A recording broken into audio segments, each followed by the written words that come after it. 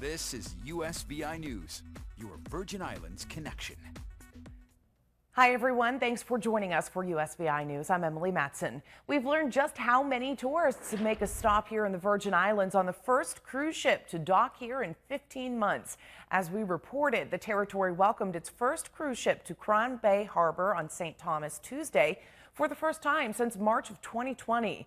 The ship, we've learned, had 1,500 passengers and 700 crew members and had a 97% vaccination rate. The Celebrity Edge docked here is certainly a welcome sight as the cruise industry has taken a several billion-dollar hit when the U.S. Centers for Disease Control issued a no-sail order last spring. And of course, with cruise ships docked, it has meant a big blow to businesses here in the VI and the economy as a whole. So although the Vendors Plaza was not open for Tuesday's cruise ship call, VI leaders are working to create a COVID-safe environment for the next cruise ship arrival. Just within the past couple of weeks, cruises in the U.S. set sail with many COVID mitigation efforts in place. Additional cruise ship calls are expected throughout the summer to both St. Thomas and St. Croix. St. John's 2021 celebration Love Fete was the biggest party in the territory. The Carnival vaccine event brought long-awaited musical performances for the public to enjoy and celebrate VI culture. Our USVI News' Ali Bourne-Vanek was there. Carnival is back in the Caribbean, and here in St. John, the USVI is leading the way with the lights, music, and festivities taking center stage. The concert is a vaccine event called Love Fest. Happy Carnival! Happy Carnival! How amazing is it to have all of this be happening?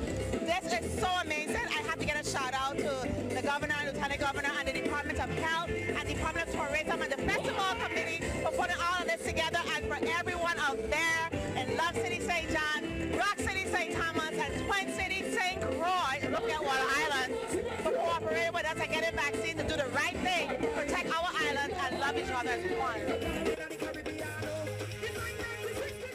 It is super excited that we are here on July 4th. We just had our Emancipation Day yesterday. Today is America's Emancipation Day, and we finally feel like we're getting closer and closer to normalcy. Tonight, as you can hear in the background, we got our Love Fest going on tonight, level of normalcy in the VI.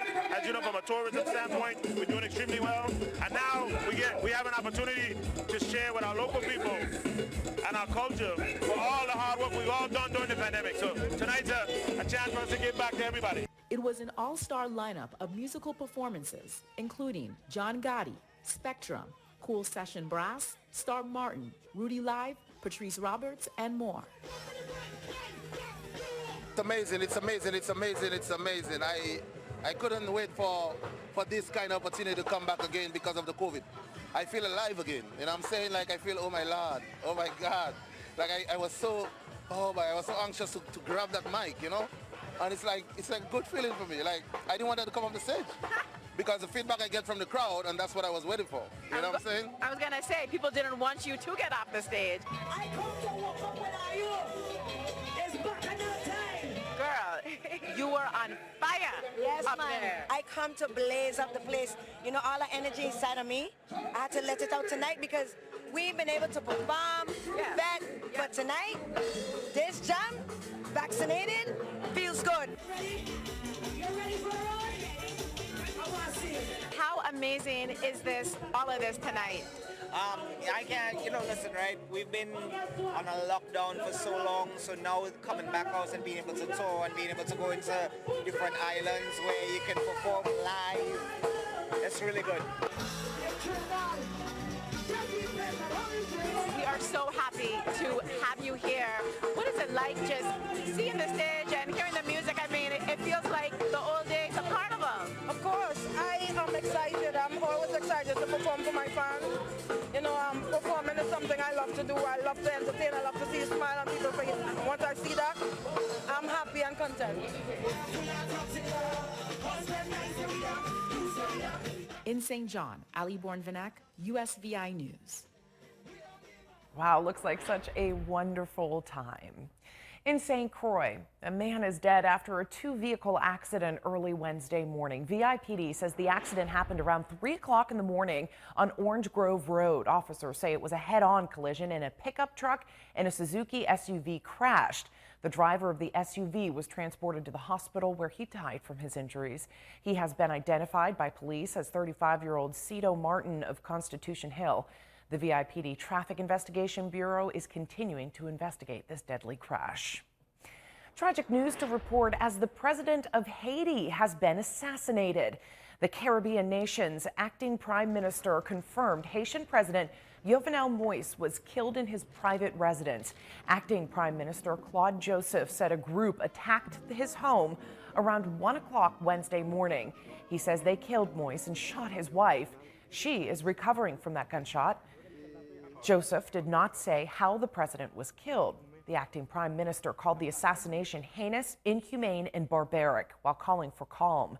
It's not yet known who was involved in the attack. Moïse was 53 years old and had become Haiti's president in 2017. Tropical storm Elsa was downgraded from a hurricane early Wednesday, just hours before it was expected to make landfall on Florida's North Gulf Coast. The storm was a Category 1 hurricane late Tuesday, although its maximum sustained winds were on the low end, around 75 miles per hour. Elsa could dump as much as 9 inches of rain in some areas and cause flooding as it moves north into Georgia. Here's the very latest from Clearwater, Florida. A glancing blow from Elsa. Driving rains, gusting winds, and a violent surf. Intense, but not overwhelming. I was honestly expecting a lot worse because I saw like 65-mile-per-hour winds. Still, it leaves a mark.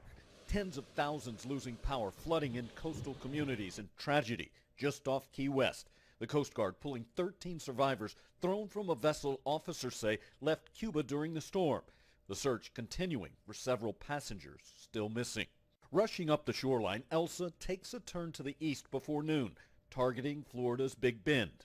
As the storm makes landfall in mostly uninhabited Taylor County, crowds already returning to the sand here at Clearwater Beach with little, if any, evidence that Elsa was ever here. We were very fortunate. Things have calmed down. We're cleaning up, but the debris is very minimal.